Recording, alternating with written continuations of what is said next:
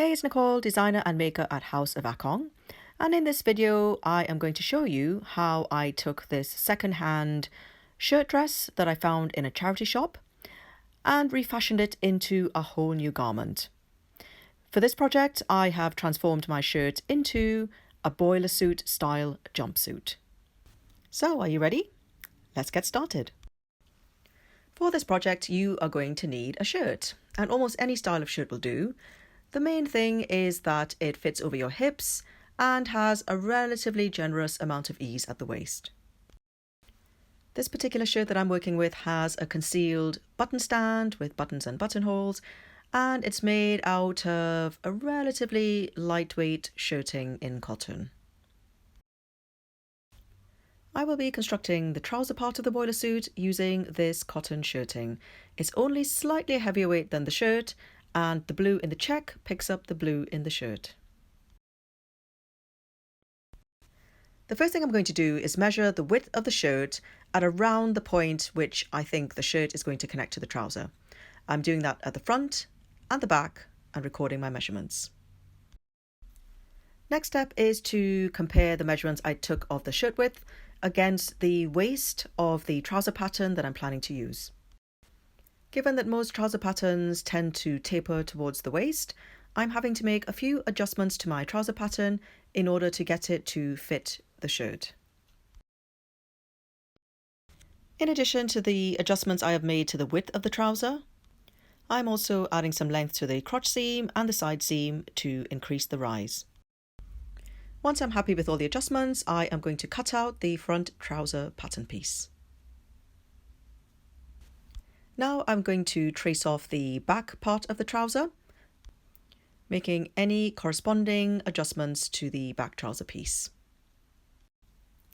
Once I'm happy with all the adjustments I made to the back, I am going to cut the back pattern piece out.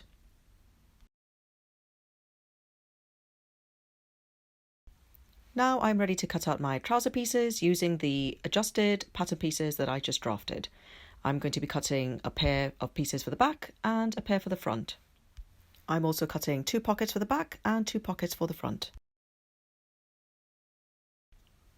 The first stage in the construction is to attach the pockets on the top of the shirt and also on the trouser. I will also be adding this little decorative tassel trim onto the shirt pockets and also the trouser pockets.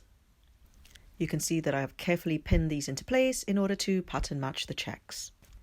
Now that the pockets are attached on the front and back, the next stage is to close up the inseams on the front and back trouser legs.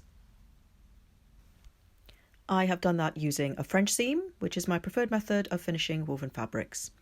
Next, we are going to close the crotch seam, and we're going to pin the front and back together, and again I have pinned so I can pattern match.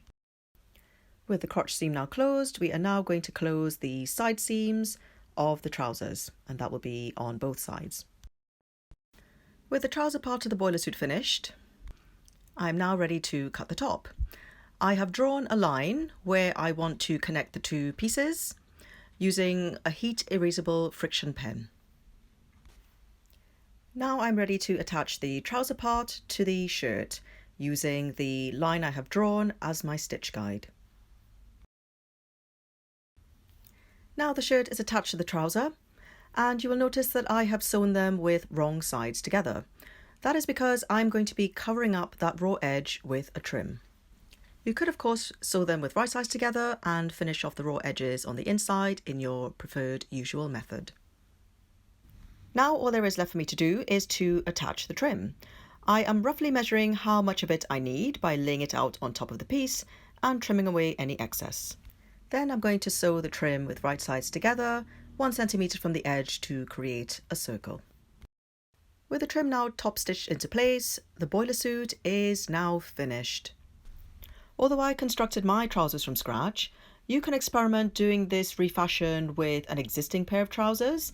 You may just have to add in some pleats to the shirt to get it to fit to the waistband. What might also be cool is experimenting with combining a shirt with a pair of shorts to create a cute romper.